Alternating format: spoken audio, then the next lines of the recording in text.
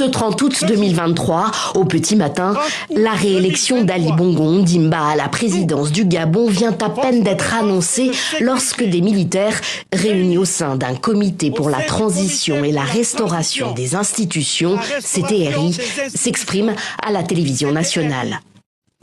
Avons décidé de défendre la paix en mettant fin au régime en place.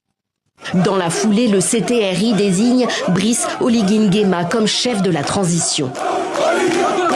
Ce général dirigeait jusqu'alors la garde républicaine, une unité d'élite clé de voûte de l'appareil sécuritaire de l'État, chargé notamment de la protection de son président.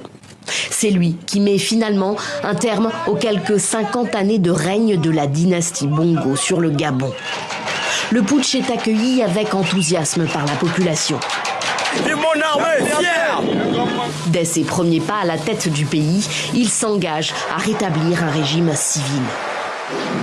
Je jure devant Dieu et le peuple gabonais de préserver en toute fidélité le régime républicain, de respecter et de faire respecter la charte de la transition et la loi.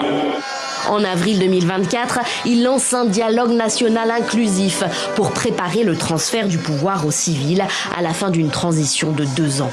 L'écriture d'une nouvelle constitution.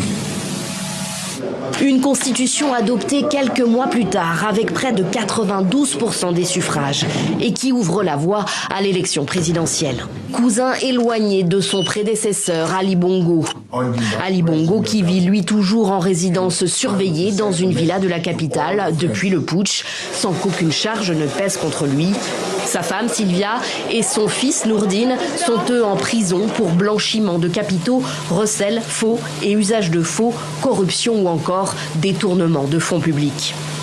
Brice Oligui Nguema débute sa carrière militaire comme aide de camp auprès d'Omar Bongo, le patriarche de la famille, jusqu'à la mort de celui-ci en 2009.